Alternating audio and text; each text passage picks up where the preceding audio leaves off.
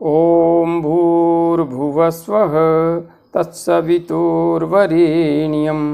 भर्गो देवस्य धीमहि धियो यो नः प्रचोदयात्। उस प्राण स्वरूप, दुखनाशक, सुख स्वरूप, श्रेष्ठ, तेजस्वी, पापनाशक, देव स्वरूप परमात्मा को हम अपनी अंतरात्मा में धारण करें।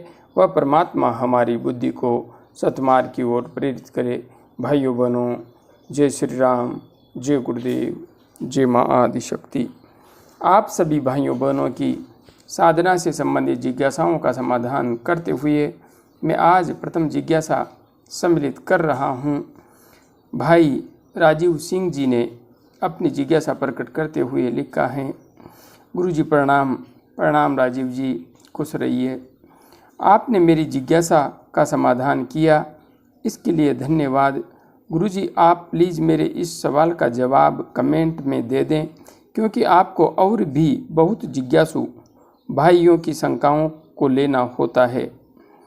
राजीव जी, आपने जिस तरीके से भावना व्यक्त की है, यदि उसी तरीके से इस संसार में सभी लोग अन्य भाई बहनों की ज़रूरतों का भी ध्यान रखने लगें तो यह धरती ही स्वर्ग से सुंदर बन जाएगी। किंतु यहाँ पर हम इतने स्वार्थी होते हैं कि हम सिर्फ अपने बारे में ही सोचते हैं। यहाँ पर अन्य मनुष्य भी रहते हैं, उनकी भी ज़रूरतें हैं, उनकी भी आवश्यकताएं हैं, किंतु हमें उनका कोई ख्याल नहीं होता, कोई ध्यान नहीं होता। इसलिए यदि हम सबके बारे में सोच करके आगे बढ़ते हैं तो निश्चित रूप से संपूर्ण संसार में कल्याण का भाव प्रसारित होता है। इसलिए आपका भाव बहुत सुंदर है और इसीलिए आपकी इस महत्वपूर्ण जिज्ञासा को भी मैं यहीं पर सम्मिलित कर रहा हूँ। गुरुजी, आपने कहा कि मुझे नाद सुनाई देने लगा है, तो गुरुजी मुझे कुछ दिन शंख की आवाज़, फिर चिड़ियों की आवाज़ और कल रात से पहली बार मुझे डमरू की आवाज़ सुनाई देने लगी है। रोशनी जो आती थी वो इतनी तेज होती थी कि आंखें झेल नहीं पा रही थी, मानो 1000 सूरज मिल गए हों। लेकिन कुछ दिन से वो रोशनी आँखों को चुभने वाली नहीं, बल्कि एक कोमल और मनमोहक सी हो गई है, जैसे दूध हो सफ़ेद। वो पहले मेरे आज्ञा चक्र पर आती थी, किंतु अब आगे पीछे लेफ्ट राइट आती है और बहुत ज़्यादा फड़फड़ाती है। मुझे उसके फड़फड़ाने की आवाज़ सुनाई देने लगी है। कृपया इसका रिप्लाई ज़रूर देना। राजीव जी, आपने जो पिछले वीडियो में अपनी जिज्ञासा प्रकट की थी, उसमें आपने संक्षिप्त में ही लिखा था, इसलिए मैंने आपको सिर्फ इतना ही लिखा था, इतना ही जवाब दिया था कि आपको नाद जागृत हो गया है। यहाँ पर आपने विस्तार से लिखा है, स्पष्ट रूप से पता लग रहा है कि आपको नाद की ध्वनि तो सुनाई दे ही रही है, किंतु आपका आज्ञा चक्र इस समय विशेष रूप से क्रियाशील हो रहा है और उसी के परिणाम स्वरूप आपको ये नाद की ध्वनियाँ भी सुनाई दे रही है और साथ में आपके आज्ञा चक्र पर विशेष क्रियाएं भी हो रही है। जिस आवाज़ के संबंध में आपने यहाँ पर कहा है कि बहुत ज़्यादा फड़फड़ाती है, मुझे उसके फड़फड़ाने की आवाज़ सुनाई देती है, यह फड़फड़ाने की आवाज़ नहीं है, यह आज्ञा चक्र पर ऊर्जा की क्रिया है हो रही है, जिसके परिणाम स्वरूप आपको आवाज़ आ रही है। और हाँ, आप गहराई से जब ध्यान देंगे तो आपको ऐसा लगेगा कि जैसे कि ड्रिल मशीन वहाँ पर क्रिया कर रही हो, ड्रिल मशीन चल रही हो। इसलिए आपको जो कुछ भी अनुभव आ रहा है सब कुछ उत्कृष्ट है और आपकी कुंडलिनी ऊर्जा जागृत हो करके आज्ञा चक्र तक पहुंच गई है, प्राण ऊर्जा आज्ञा चक्र तक पहुंच गई है और उसी के परिणाम स्वरूप यहाँ पर विशेष क्रिया इस समय घटित हो रही है और इसी के परिणाम स्वरूप आपको नाद की विभिन्न ध्वनियाँ भी सुनाई देने लगी है। इसलिए आप सुषुम्ना नाड़ी में प्राण का प्रवाह कैसे करें, आज्ञा चक्र का जागरण कैसे करें, इन दोनों वीडियोज़ के अनुसार निरंतर आगे बढ़ते रहिए। सहजता से आप आगे बढ़ पाएंगे। मेरी शुभकामनाएं हमेशा आपके साथ है। आगे श्रीमान रवि गुप्ता जी ने अपनी जिज्ञासा प्रकट करते हुए लिखा है, क्या कुंडलिनी जागृत होने के बाद मनुष्य हल्का होकर शरीर के साथ उड़ सकता है? रवि जी, आपने बहुत सारे प्रश्न पूछे हैं, इसलिए एक एक प्रश्न का मैं जवाब देते हुए जाऊंगा। जहाँ तक बात है हल्का होकर के उड़ सकता है, तो अब तक मैं तो कभी उड़ नहीं पाया, इसलिए मैं बिल्कुल भी यह नहीं कह सकता कि कोई इंसान कभी उड़ सकता है। और हाँ, यह भी निश्चित मान लीजिए, यदि उड़ सकता होता तो अब तक कई इंसान हमें इधर उधर उड़ते हुए अवश्य दिखाई देते। इसलिए मैं नहीं मानता कि साधना करने पर कोई साधक सशरीर हवा में उड़ सकता है। मुझे यह संभव नहीं दिखाई देता। वस्तुओं को हवा में उड़ा सकता है, जब खुद ही नहीं उड़ सकता तो वस्तुओं को भी क्या उड़ाएगा। और स्वयं या किसी अन्य को गायब कर सकता है। मैं अब तक गायब नहीं हुआ, तो दूसरों को गायब करने के संबंध में मैं कुछ भी नहीं कह सकता।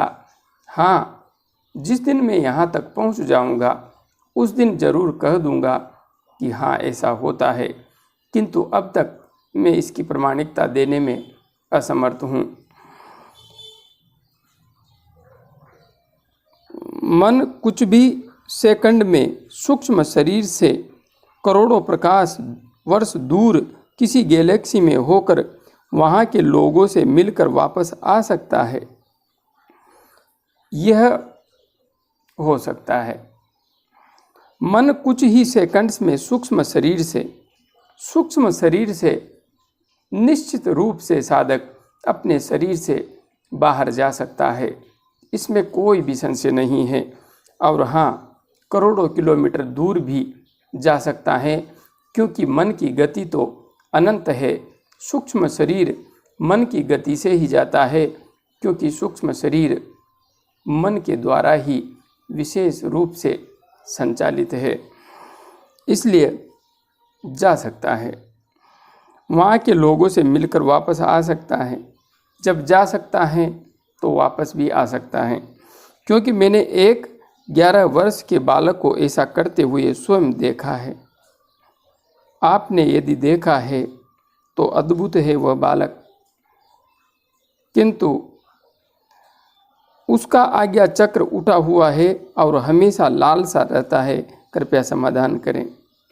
रवि जी, समाधान की जहाँ तक बात है, ग्रंथों में तो बहुत कुछ लिखा हुआ है, किंतु जो कुछ लिखा हुआ है उस तक मैं अब तक पहुँचा नहीं हूँ। मैंने व्यक्तिगत अनुभव से ऐसा स्वयं जाना नहीं है, और जब तक जाना नहीं है तब तक मैं आपको इसकी प्रामाणिकता कैसे दे सकता हूँ। इसलिए आप कह रहे हैं कि एक 11 वर्ष का बालक ऐसा कर सकता है, तो होने को तो योग की सिद्धियाँ अत्यंत विस्तृत बताई गई है। इसलिए हो सकता है 11 वर्ष का यह बालक पिछले जन्म का कोई महान सिद्ध योगी हो, जिसके परिणाम स्वरूप यह सब कर पा रहा हो। इसलिए होने को तो बहुत कुछ हो सकता है, किंतु मैं स्वयं अभी उस लक्ष्य तक नहीं पहुंचा हूं, इसलिए मैं यह नहीं कह सकता कि ऐसा हो सकता है, क्योंकि मैं अब तक इसे व्यक्तिगत अनुभव से आत्म साक्षात्कार, आत्मबोध प्राप्त कर पाने में समर्थ नहीं हुआ हूँ। आगे मेरी गुरु बहन नीतू राणा जी ने अपनी जिज्ञासा और साधना से संबंधित अपना अनुभव व्यक्त करते हुए लिखा है। प्रणाम भाई साहब, प्रणाम बहन, खुश रहिए। और गुरुदेव से एवं जगत जननी माँ से प्रार्थना है कि आपको वह शक्ति दें जिससे आप भी गुरुदेव के स्वप्न को साकार करने में अहम भागीदारी निभा सकें।